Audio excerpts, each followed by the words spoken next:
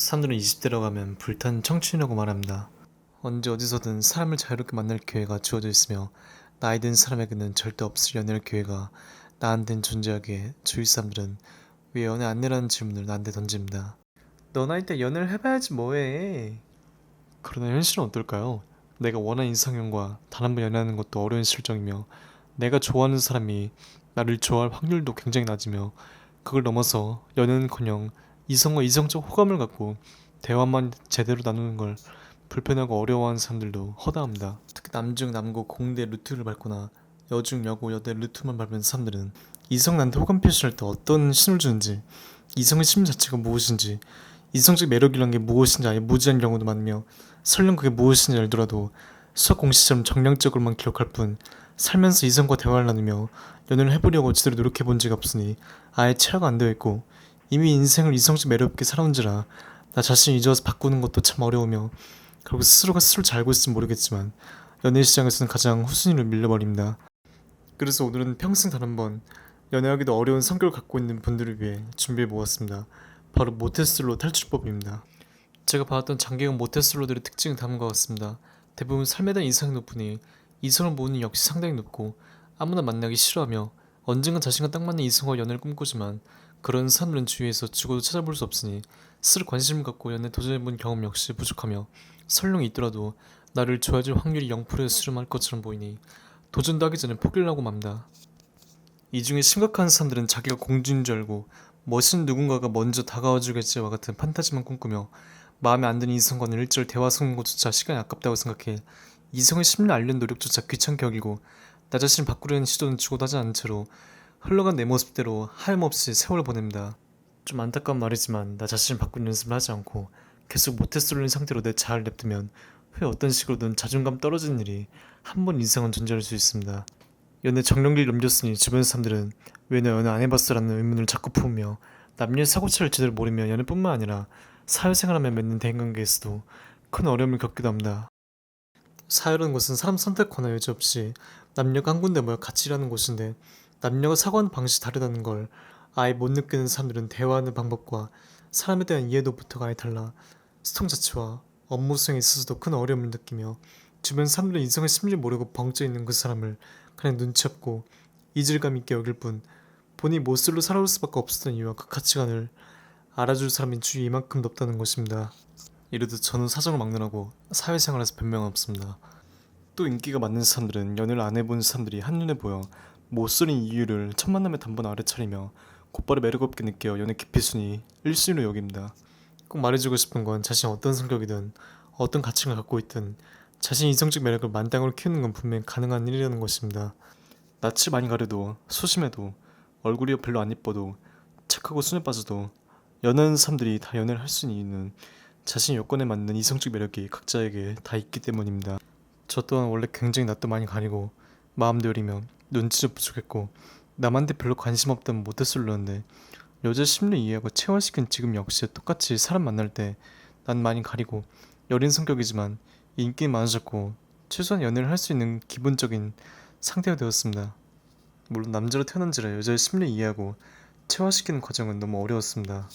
도저히 이성적으로 해결 안 되고 자존심도 상하고 뭔가 나 자신이 부정당하고 형식적으로 변해가는 것 같기도 했으며 귀찮고 짜증이 났지만 결국은 나 자신을 바꾸는 데 성공했고 지금은 어딜 가도 주위에서 이성적 매력이 있다는 칭찬을 많이 듣는 편이기도 합니다.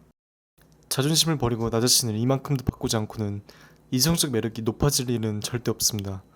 스스로가 부족하다는 것을 우선 인정하고 너는 보이지 않는 자신의 이성적 매력을 만땅으로 높인다는 마음으로 여러 남사친, 여사친, 지인 소개팅 등등 여러 이성을 만나며 대화도 해보고 카톡도 해보며 끊임없이 상대방의 감정과 심리를 읽으며 적재적소에 맞는 멘트를 던지는 연습을 해봅니다. 그 과정에서 자존감이 바닥을 쳐도 좋고 상대가 나를 이상하게 쳐다봐도 좋고 욕을 먹어도 좋고 나만의 신념이 형식적으로 변해가는 느낌이 들어도 좋고 부모님의 모습이 떠올라도 좋고 소문이 나빠져도 좋습니다. 어제나 오늘의 나를 계속 비교해보며 자신의 이성적 매력을 꾸준하게 키워나가 봅니다. 이성의 심리 아예 모르는 모태솔로 분들을 위해 이성적 매력을 비춰주는 성격과 몇 가지 신호를 준비해보았습니다. 보통 여자 같은 경우에는 리드하고 여유인 남자를 선호하고 남자 같은 경우에는 그 리드 잘 맞춰주고 호응해준 여자를 선호합니다. 여성분들이 남성한테 호감 표시할 땐 자꾸 따라 웃으려 하고 눈을 마주치려고 하며 그 사람한테만 호기심을 질문을 던지고 남성분들은 여성한테 호감 표시할 땐 자꾸 칭찬을 하고 공통점을 찾으며 자꾸 그 사람의 이야기를 들어주려고 합니다. 이게 누군가한텐 당연하겠지만 이 신호 표정 있는 방법을 몰라 연애는커녕 사회에서 눈치 없다는 소리를 듣는 사람도 꽤나 허다합니다.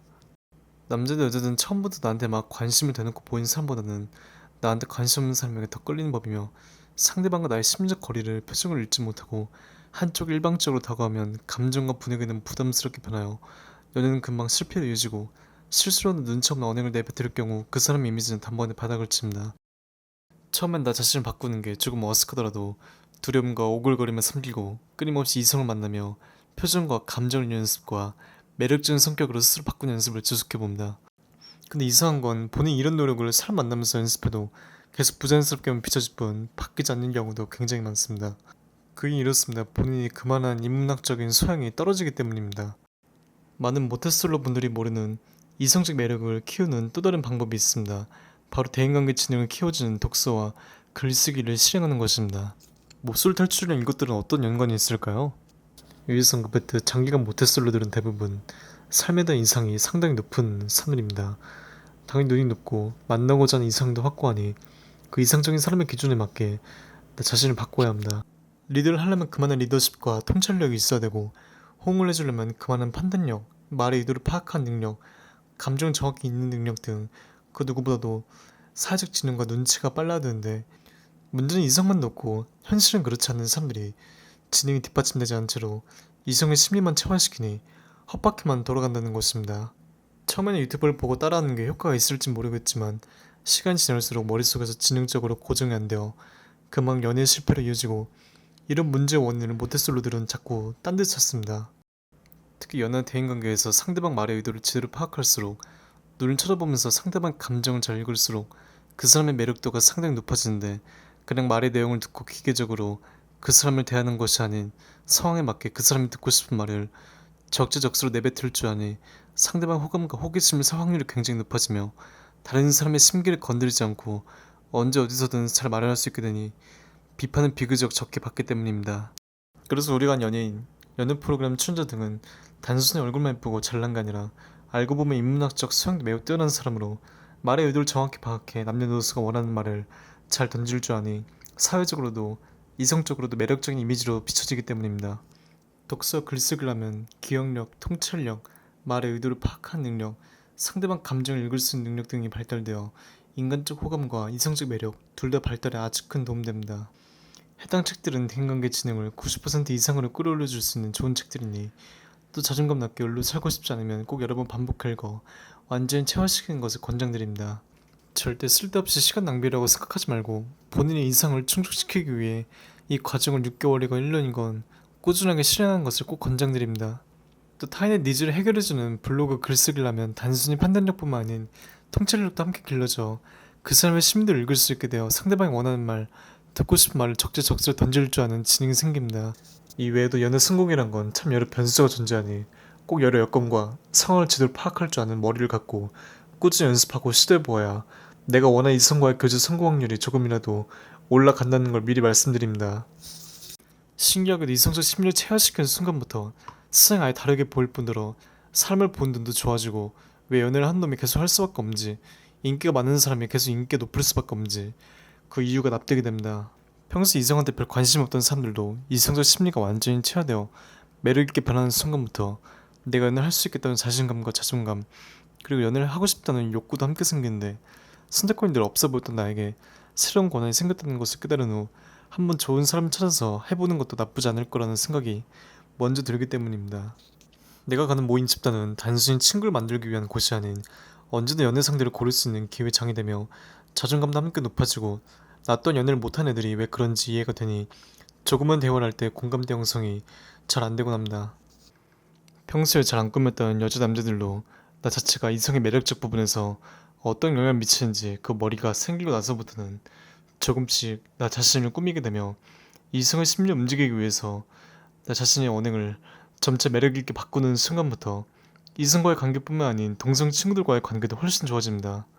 타인의 심리를 읽게 되어 상대방이 듣고 싶은 말이 뭔지 표정을 읽으면 남의 입장에서는 나 자신의 언행이 어떤 감정을 전달되고 있는지 그 인문학적 소양이 내 머릿속에 생기는 순간 상당히 이해심 있고 배려심 있는 인지로 타인에게 비춰지기 때문입니다. 이렇듯 인간관계 연애 시장에서 사람들이 나를 좋아할 수 있게끔 평소에 나 자신을 많이 바꾼 놈이 결국엔 승자입니다. 참고로 더 말씀드리자면 모태솔로인 사람들 중에선 저처럼 착하고 순하고 여린 사람이 많은데 사회에서는 어차피 착하고 인성 바른 인재만을 원한다는 이유로 자꾸 머릿속에서 합리화로만 돌리며 내 자아를 그대로 냅두는 건 그리 권장드리지 않습니다. 위에서 언급했듯 착하고 순하고 인성이 바라도 충분히 그 위에 이성적 매력을 곁들여 건강한 연애 자존감을 형성시키는 건 분명히 가능한 일이기 때문입니다. 막상 스스로에게 이성적 매력을 곁들여 세상 보이는 게 달라지면 내가 그동안 참 둔하고 어리석었구나라는 생각이 먼저 듭니다. 누구에게나 모태솔로였던 순간은 반드시 존재합니다.